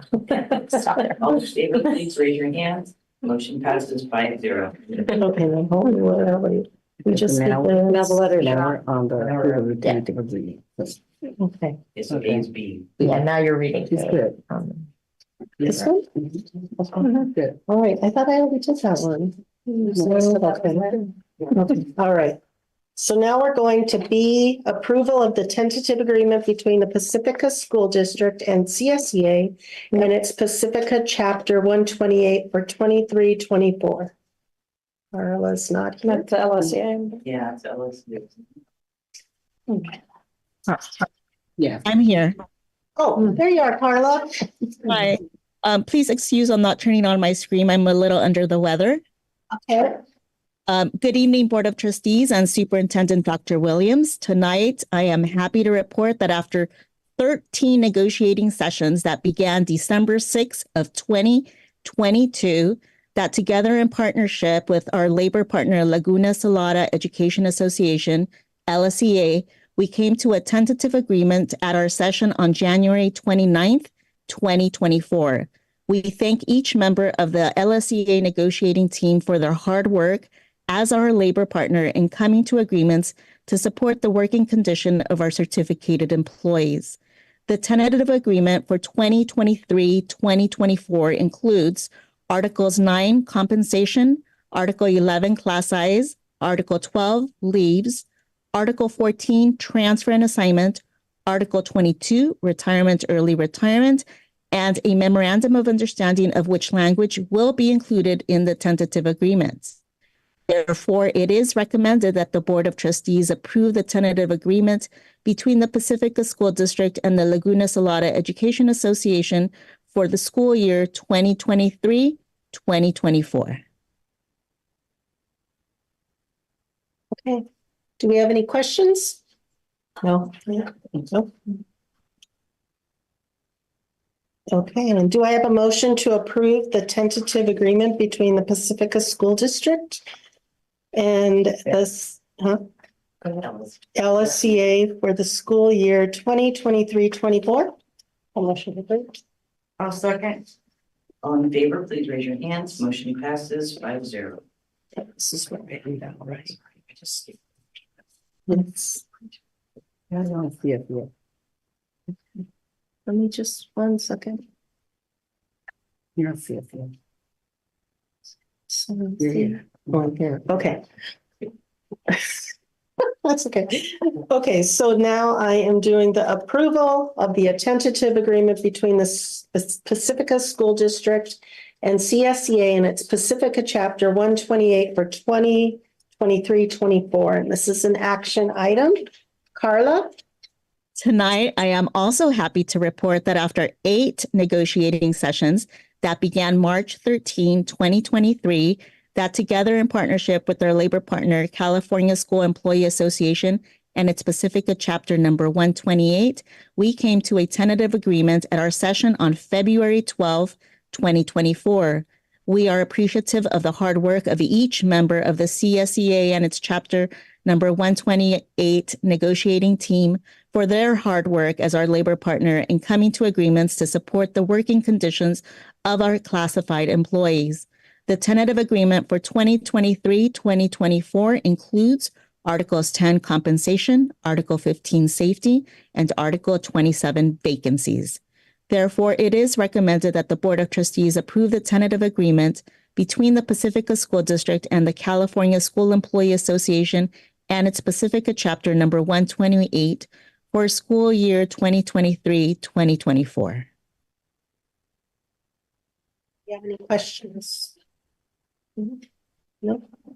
No questions. Okay, so this is an action item too. Do I have a motion to approve? Hold on. The tentative agreement between the Pacifica School District and the CSEA for school year 2023-24. I'll make a motion to approve. I'll second. All in favor, please raise your hand. Motion passes 5-0. Okay. We did this, we did this, we did this. Is this one? This one? Yes, so this one, okay.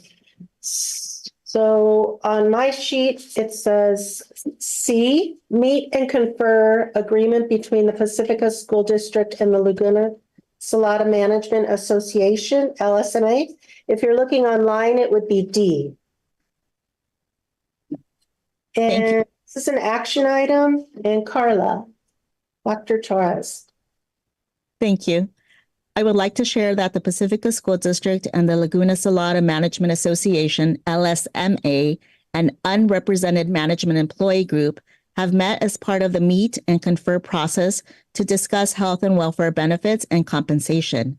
A summary of the meet and confer regarding the 2023-2024 school year includes a 2% LSMA salary schedule increase effective July 1st, 2024, and a health and welfare benefits cap based on the two-party 2022-2023 Kaiser rate, also effective July 1st, 2024. It is recommended that the Board of Trustees approve the meet and confer agreement between the Pacifica School District and the Laguna Salada Management Association. Any questions? Okay, this is another action item. Do I have a motion? Second. All in favor, please raise your hand. Motion passes by 0. Thank you, Kylie. And just a minute. It's the clock every hour. There's a new bird song. Oh my goodness. It's every hour. It's a new bird clock. That's a clock. That's gotta go. I was like, what is that? Okay, I think.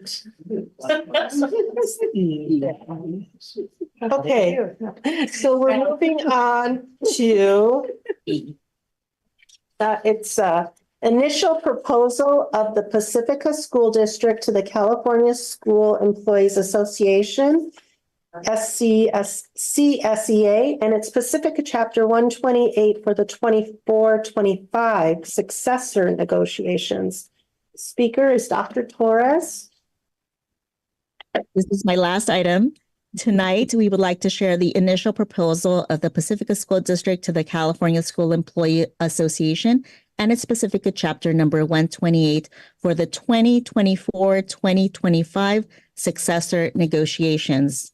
Pursuant to Government Code Section 3547, the Pacifica School District sunshines or submits the following initial proposal to the Board of Trustees for public hearing regarding the 2024-2025 contract negotiations with CSEA and its Pacifica Chapter number 128.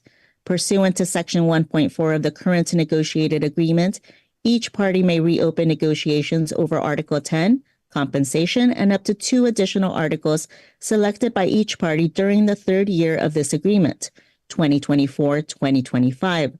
The parties may mutually agree to open additional articles. We are opening Article 8, Hours of Employment. We have an interest in revising and updating language in Section 8.6 regarding overtime to clarify the process and documentation regarding assigned, ordered, and authorized overtime. Also revising and updating language in Section 8.6.2.1 to prioritize overtime pay for overtime work and eliminate vacation time and compensatory time. Another article is Article 9, Vacation. We have an interest in ensuring that unit members take their vacations, updating contract language to include use of frontline, and revising contract language regarding vacation accruals, vacation usage plans, and vacation payouts. And for Article 10, Compensation, we have an interest in providing a fair and equitable total compensation for all bargaining unit members consistent with the Pacifica School District's educational programs, goals, and finances. We also have an interest in clarifying and revising contract language regarding insurance benefits. The Pacifica School District reserves the right to make additional proposals at any time during the bargaining process, including but not limited to responses to proposals made by the California School Employees Association and its Pacifica Chapter number 128. In addition, Pacifica School District intends to revise and remove language as necessary to reflect changes in the law and to eliminate ambiguity or antiquated language in partnership with CSEA and its Chapter 128. Therefore, it is recommended that the Board of Trustees adopt the district's initial proposal for negotiations with the California School Employees Association and its Pacifica Chapter number 128 for the 2024-2025 school year. Now, are there any questions? I do have a question about the additional articles. Why are we able to add additional articles this time instead of just the two? We did not add additional articles. I think on the bottom, there are examples of articles that have antiquated language or that do not match to the law, the current law. So it's just updating that, and that's of interest to both parties.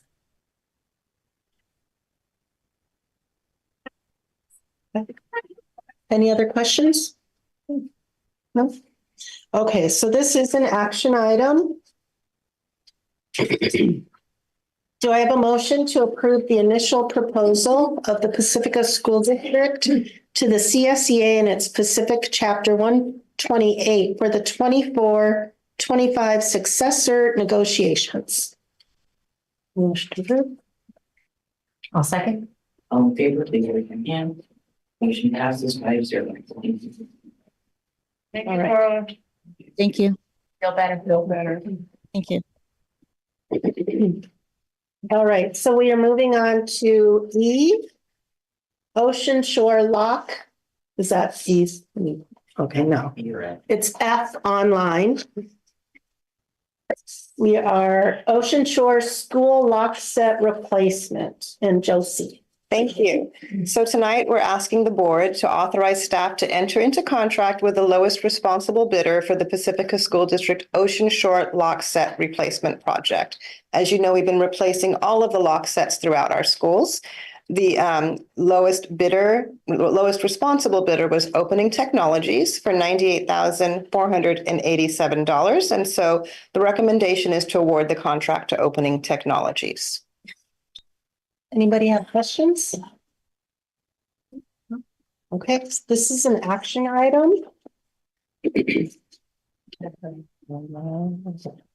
Do I have a motion to authorize staff to enter into contract with the lowest responsible bidder for the Pacifica School District Ocean Shore School Lock Set Replacement Project? I'll motion to approve. All in favor, please raise your hand. Motion passes 5-0. Thank you. We did that one. So, okay. Okay, we're on G, approval of Form J13A, request for allowance of attendance due to emergency conditions. Josie. Thank you. So on March 8th, the Pacifica School District did receive a threat at Cabrillo Elementary School. The district had immediately contacted the Pacifica Police, who closed the campus early in the morning pending the outcome of their search. Once they were complete, they did determine there was no credible threat and the campus was reopened.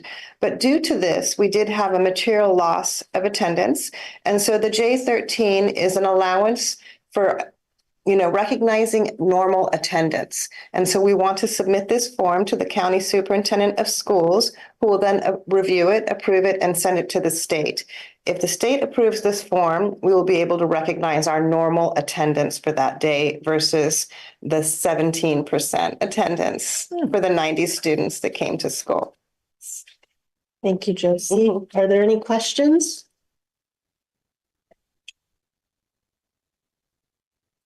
Do I have a motion to approve Form J13A, request for allowance of attendance due to emergency conditions? I make a motion to approve. I'll second. All in favor, please raise your hand. Motion passes 5-0. All right, did I hit everything?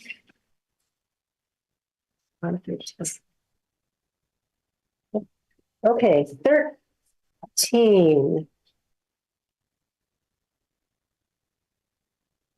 This is the time for Board of Trustees, Superintendent's recap and future agenda items. Would anybody like to recap or express any ideas? The only future agenda item I'll ask for again, and maybe this is the school climate mental health and I don't know discipline piece, but a conversation on bullying. We've heard it now twice from the student board representatives, and I think it would be good for us to tackle where we are, what we need to do, and plans, especially going into next school year. Yeah. I think that could be a part of the student climate, or it should be its own. Yeah, it'll be, we will have a presentation. Can we also, I remember at one point IBL had a button or something that they could push or add a note to if they were bullied, and it was anonymous. Do we? Hotline. A hotline. That It was a hotline, and you clicked on the bucket, the button on the website, and it had a hotline number. Yeah, and so I'm just wondering if there's 6 years ago? Yeah, it was a while ago. I think Dan put it together, but I'm just wondering if we had any successes addressing bullying before, and if we can maybe know what some of those ideas were or what we were doing, such as the hotline. Anybody else? One other thing regarding mental health is there's an app that the California Department of Healthcare Services launched for students.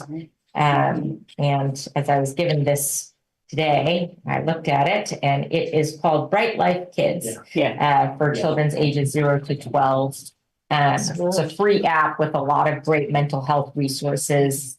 So, if we can get the word out somehow on Parent Square or something. No question. Stop it. That's okay. Yeah. Sorry. This was just I mean, I don't know. This is even. Yeah, that's much better. Well, maybe I could piggyback off of that, and maybe we could have a presentation on mental health. Yeah, that's on May 1st. Yeah. And And the bullying, yeah. Yeah. right. Okay, so that is it. Oh, sorry. Sorry. Go ahead. One more request. Same thing. I would love to better understand the math curriculum that we have, and feedback that we may have from teachers and or parents and students at our different levels, to understand if that's something we need to revisit, we need to provide more support. Where are we with that? Because our math scores, we often focus on reading, rightly so, and both are very, very important, but our math scores tend to be lower than our reading scores. And so just making sure we have a deep dive on math. Right. You got it. Sorry. Anybody else? Feel free to hit the gap. Got it. Meeting adjourned at 8:12. Funny.